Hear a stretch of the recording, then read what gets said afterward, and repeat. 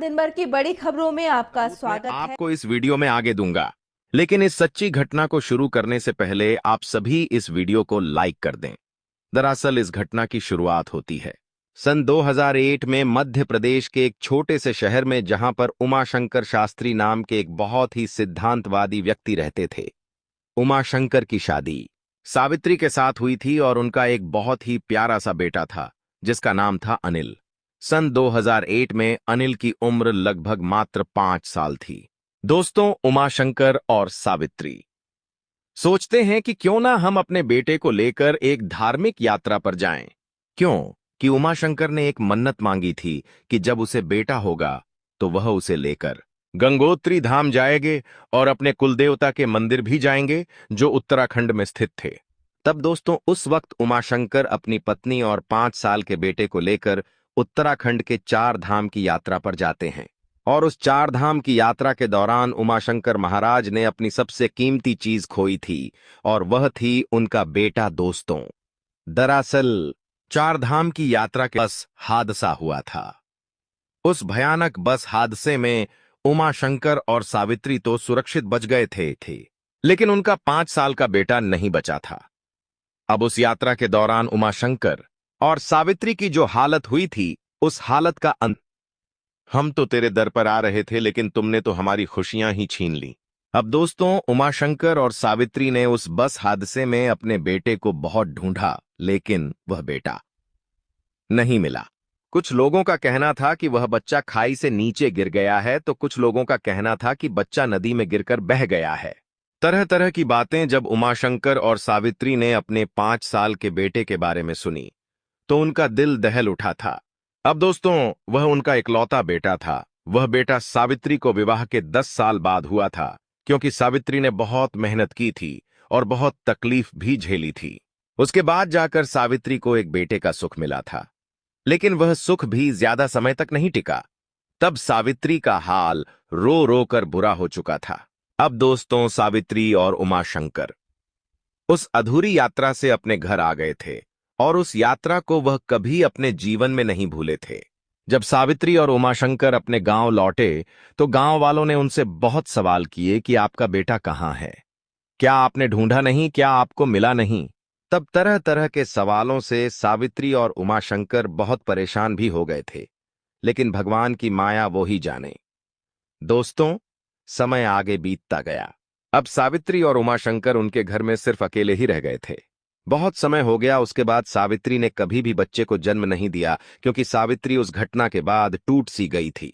और सावित्री हमेशा उमाशंकर से यही बोलती थी कि मुझे अब इस दुनिया में कोई संतान नहीं चाहिए।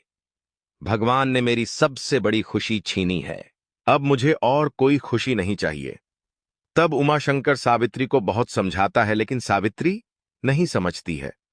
दोस्तों, समय आगे बीतता गया।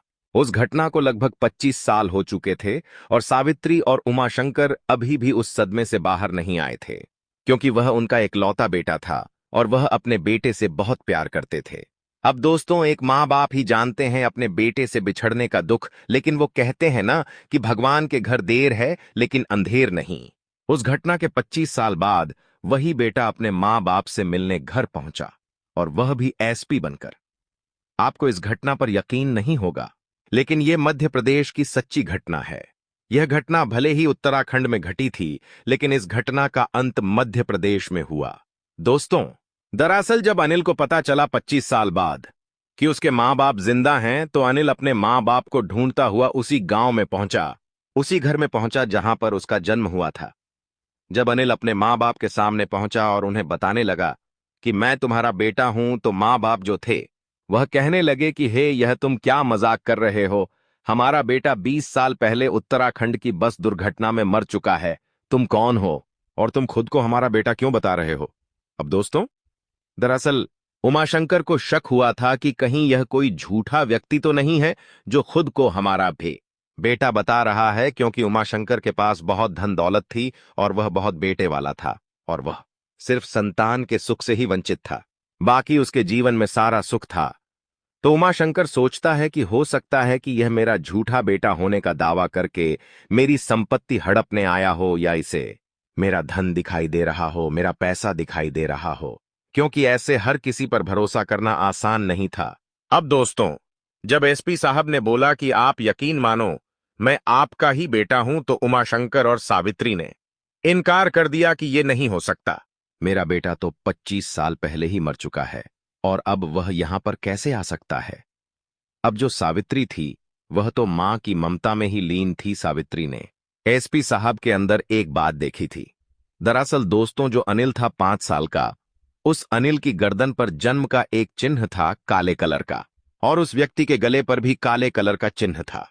जब सावित्री की नजर उस जगह पर पड़ी तो सावित्री उमाशंकर से बोलने लगी कि अरे रुको, ये लड़का शायद सही कह रहा है, यह हमारा बेटा ही है। तब उमाशंकर बोलते हैं कि सावित्री, लगता है तुम पागल हो गई हो। क्या तुम्हें लगता है कि हमारा बेटा जिंदा था?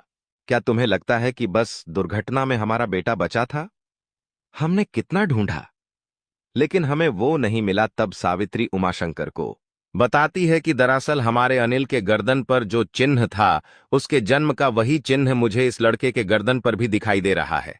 जब उमाशंकर ने वह चिन्ह देखा तो वह सावित्री से कहने लगे कि सावित्री, ऐसा कहां लिखा है कि सिर्फ हमारे ही बेटे की गर्दन पर जन्म का चिन्ह था? हो सकता है किसी और व्यक्ति के गर्दन पर वैसा चिन्ह हो।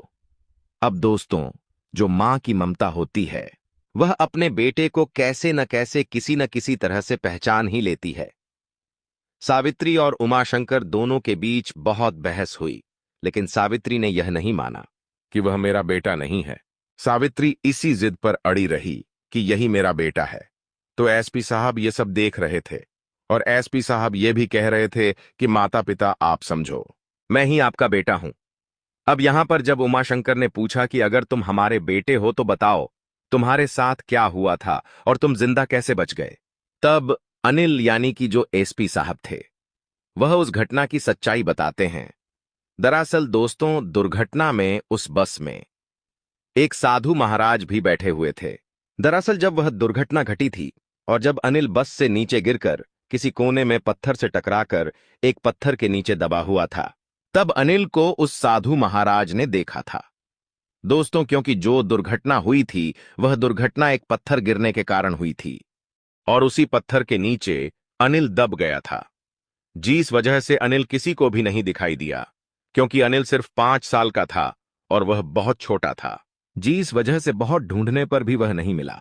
तब अनिल ने यह सारी सच्चाई और सारी हकीकत बताई कि दरअसल जब मैं उस दुर्घटना में क्षतिग्रस्त होकर पड़ा हुआ था, किसी की नजर मुझ पर नहीं गई थी और मुझे एक साधु महाराज ने देखा था और उन साधु महाराज ने मुझे बताया था कि बेटा, तुम्हारे घर वाले तो जा चुके हैं, अब पता नहीं तुम्हारा जन्म कहां हुआ था, तुम कहां से आए हो और तुम्हारे माता पिता कौन हैं। क्योंकि 5 साल में अनिल की याददाश्त भी जा चुकी थी और उन साधु महाराज ने ही अपनी झोपड़ी में उस अनिल का उपचार किया था। दरअसल वह जो साधु महाराज थे वह साधु कोई साधारण साधु नहीं थे। ऐसा कहा जाता है कि जिस साधु महाराज ने अनिल की जान बचाई थी वह साधु महाराज साक्षात भगवान का ही एक रूप थे। अनिल ने अपने माता पिता को यह भी बताया कि उन साधु महाराज ने मेरी जान बचाई थी और जान बचाने के 1 साल बाद उन साधु महाराज ने मुझे एक अनाथ आश्रम में भेज दिया था। क्योंकि दोस्तों, साधु तो चलता भला था और साधु कभी एक जगह नहीं रोक पाते हैं, इसलिए साधु ने सोचा कि अगर यह बच्चा मेरे साथ रहेगा तो इसका उद्धार नहीं हो पाएगा। इसलिए साधु महाराज ने अनिल को एक अनाथ आश्रम में जमा करवाया था और उस अनाथ आश्रम में रहकर ही अनिल धीरे धीरे बड़ा होने लगा। अनिल ने पढ़ाई लिखाई की और पढ़ाई लिखाई करके अनिल एसपी के मुकाम पर पहुंचा था। अनिल पढ़ाई लिखाई में बहुत होशियार था।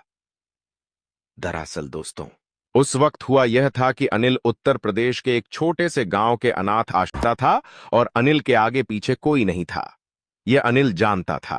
अनाथ आश्रम में कई बार अनिल को बहुत सारी मुसीबतें भी आईं। कई बार अनिल की तबीयत इतनी भयंकर खराब हुई थी कि अनिल के बचने के चांस बिल्कुल नहीं थे, लेकिन अनिल उस हादसे में भी बच गया था, क्योंकि अनिल के साथ कुछ न कुछ तो चमत्कारी शक्ति थी और अनिल ने अपने जीवन में बहुत संघर्ष भी देखा था। तभी अनिल के माँ बाप पूछते हैं कि ये सब तो ठीक है, लेकिन तुम्हें हमारा पता किसने दिया और तुम्हें कैसे पता चला कि हम यहाँ रहते हैं और तुम्हारे माँ बाप आज भी जिंदा है। तब अनिल ने बताया कि दरअसल मैं गाजियाबाद में एसपी के पद पर नियुक्त था वहां मेरा सरकारी आवास पर रहता था, अपनी नौकरी कर रहा था, और मेरे घर पर तभी मुझे एक चमत्कारी साधु मिले।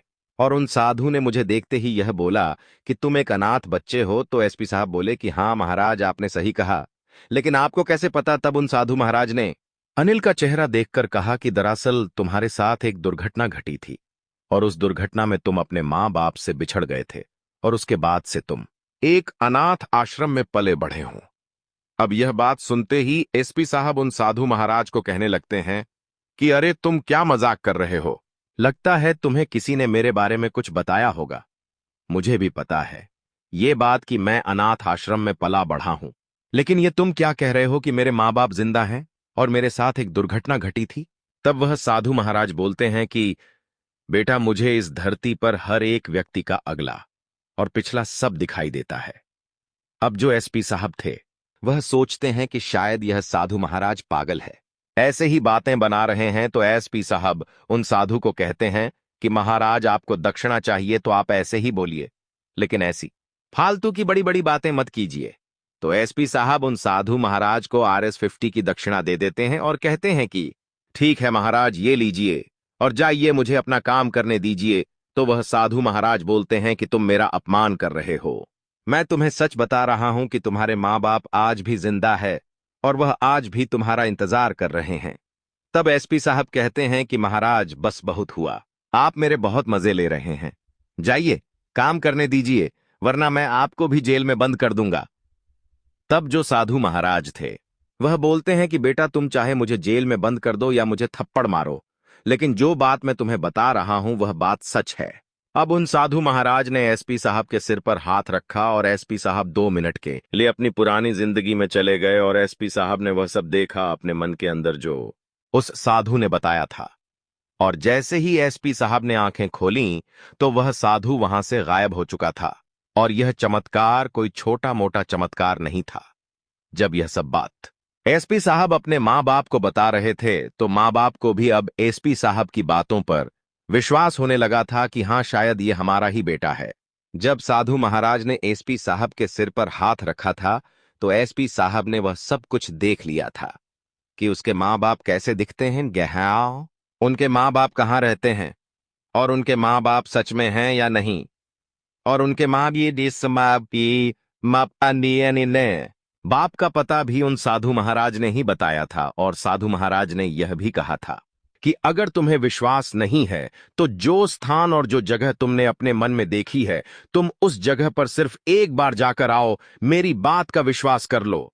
तो एसपी साहब विश्वास करके अपने माँ बाप से मिलने गांव आ गए थे। तो एसपी साहब ने सब बात अपने माँ बाप को देखा, और माँ बाप यानी कि सावित्री और उमाशंकर इस घटना को सुनने के बाद जोर जोर से रोने लगे और कहने लगे कि सावित्री, मैंने तुम्हें कहा था कि भगवान के घर देर है लेकिन अंधेर नहीं, क्योंकि जो घटना घटी थी उसके बाद तो उस बस में जितने भी यात्री सवार थे उन सब ने तो मान लिया था कि उनका बेटा मर चुका है और उनका बेटा शायद अब इस दुनिया में नहीं है।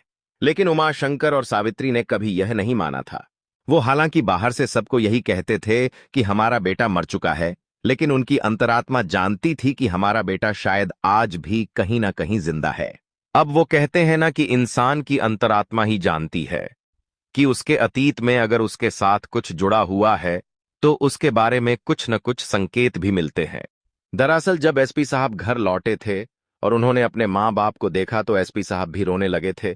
और यह सब घटना सुनने के बाद सावित्री और उमाशंकर ने एसपी साहब को गले लगाया और रोने लगे और कहने लगे कि बेटा, हमें माफ कर दो जो हमने तुम्हें पहचानने में भूल की और तुम्हें कोई झूठा व्यक्ति समझा। तब एसपी साहब कहते हैं कि कोई बात नहीं, देखिए सबको ऐसा ही लगेगा, क्योंकि 25 साल बाद कोई बेटा अपने माँ बाप से मिलने आएगा तो हर माँ बाप को शक होगा ही होगा। जब यह घटना पूरे गांव ने फैली में तो सब गांव वाले कहने लगे कि उमाशंकर और सावित्री, तुम दोनों बहुत खुश नसीब हो जो तुम्हारी जिंदगी में यह दिन आया है। साक्षात भगवान ने तुम्हें तुम्हारी खुशियां लौटाई है।